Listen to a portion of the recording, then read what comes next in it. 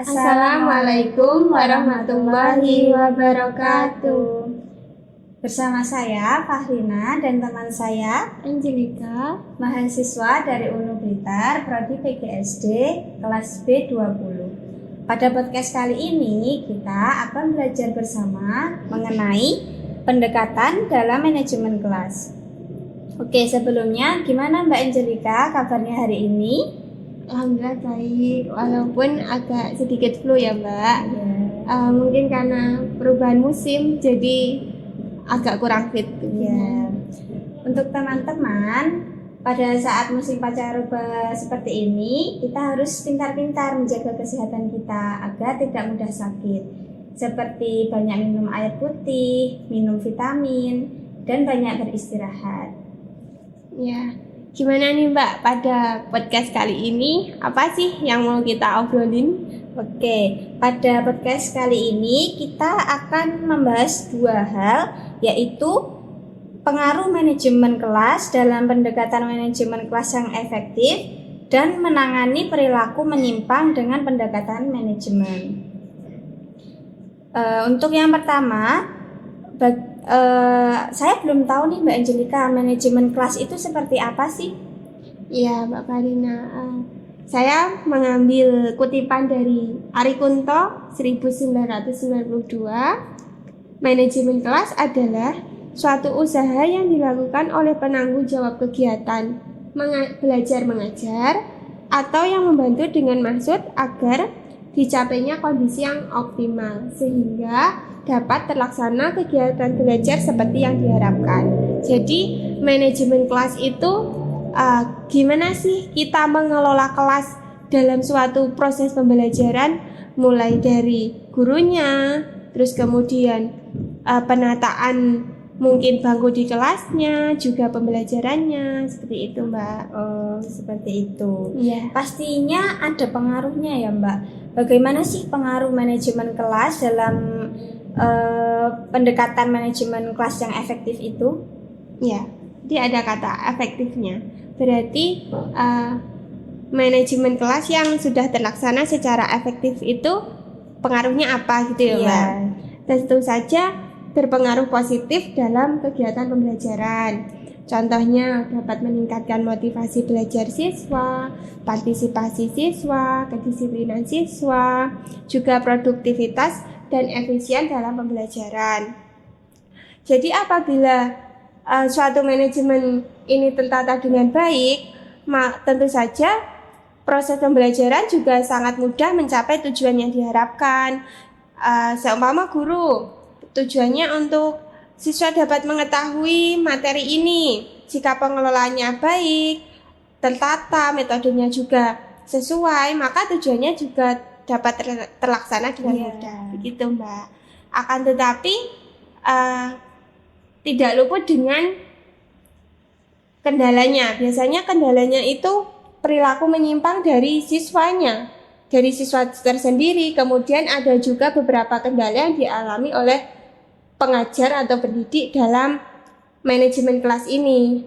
Contohnya saja seperti mungkin siswa kurang fokus dalam pembelajaran. Kurang fokus ini dapat terjadi karena faktor dia sendiri yang memang mungkin dari diri dia sendiri kurang semangat dalam belajar. Kadang juga dari mungkin pembelajarannya membosankan, jadi siswa lari-lari, main sendiri, kadang usil kepada teman lainnya, mengganggu, seperti itu Mbak. Terus ada lagi kendala mungkin yang dihadapi oleh pendidik.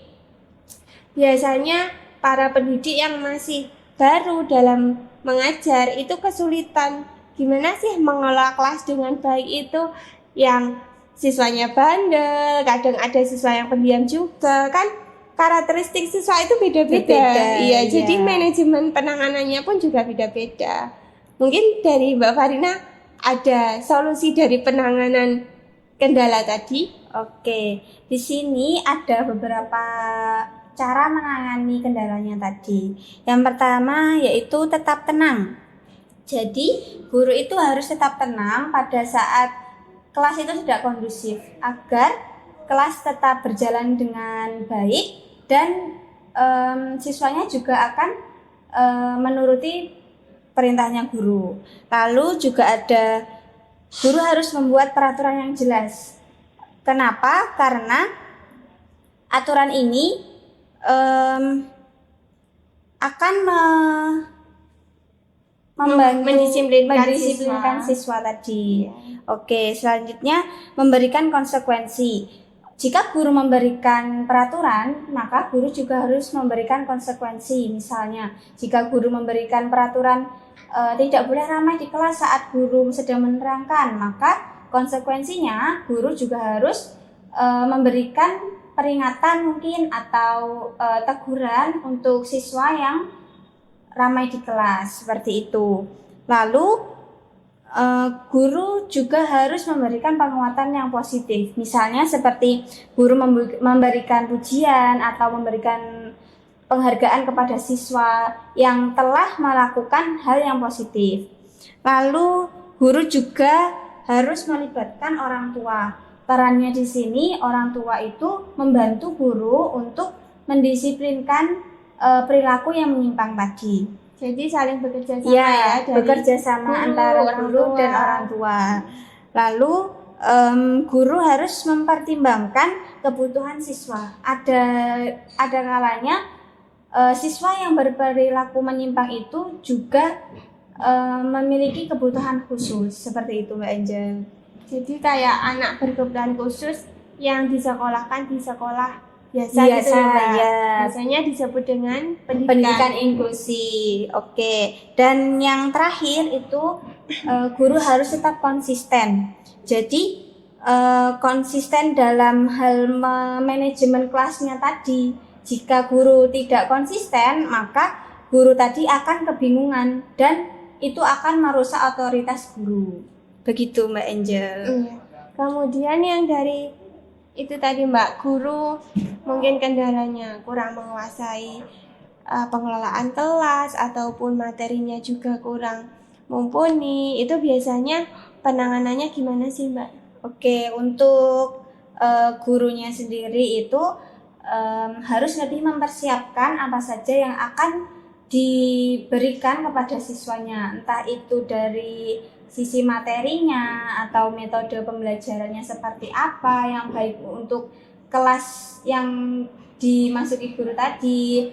Lalu juga lebih bervariasi dalam pembelajarannya supaya siswa tadi tidak bosan. Begitu Mbak Indah. Mungkin juga bisa mengikuti seminar online, kan banyak ya Mbak sekarang. Jadi guru nggak perlu datang ke suatu tempat, bisa dilaksanakan secara fleksibel. Ada juga podcast yang dapat menunjang skill guru dalam pengelolaan kelas, seperti itu ya Mbak. Iya.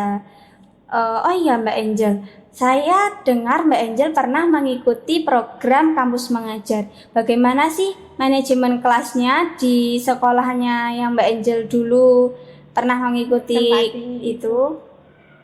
Iya Mbak, jadi saya mengikuti program Kampus Mengajar itu pada semester 5 kemarin. Itu dilaksanakan di Desa Sebalor, Tulungagung. Kebetulan itu tempatnya di pegunungan Mbak.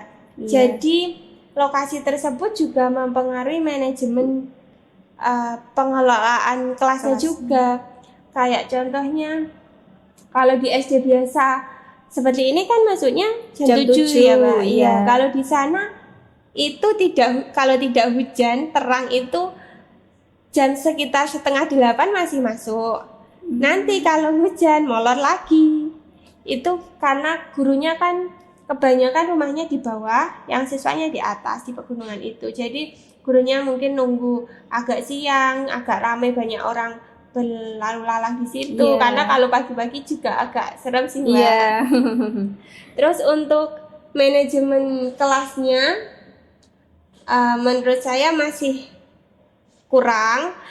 Biasanya itu ada beberapa oknum guru yang bisa disebut tidak serius dalam pembelajaran. Jadi manajemen pembelajaran di dalam kelasnya pun juga sangat kurang. Kadang cuma masuk terus cerita-cerita sama siswa-siswi.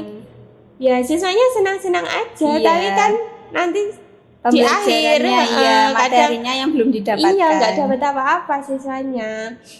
Terus attitude-nya siswa juga kurang karena gurunya sendiri kurang mendisiplinkan siswa. Terus absen itu ada di kelas, tapi setiap hari saya lihat itu nggak di absen. Hanya formalitas saja Iya. ya, Mbak. Kemudian saat kami dari tim kampus mengajar datang, kan diberi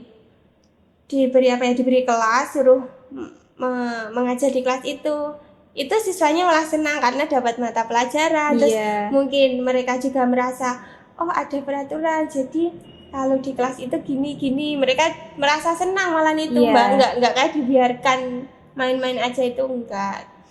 Cuma nggak semua guru seperti itu. Ada guru yang menurut saya cukup menerapkan manajemen kelas tadi dengan baik, dari mulai pemberian materi, terus apabila di kelas tadi ada penyimpangan juga penanganannya cukup Baik. tepat, memberikan edukatif, nggak yang otoriter.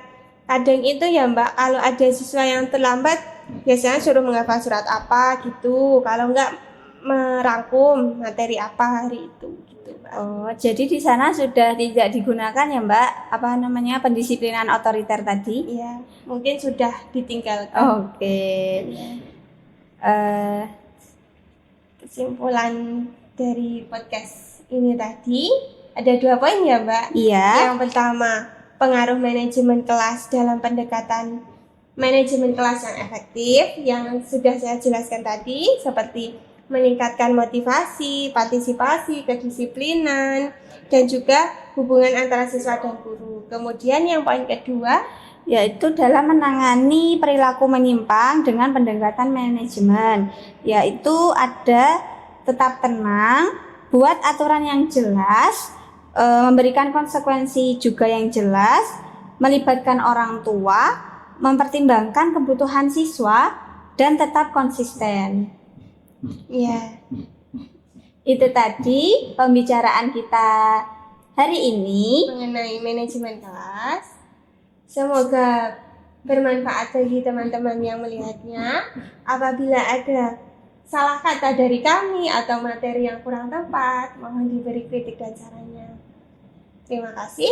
Wassalamualaikum warahmatullahi wabarakatuh.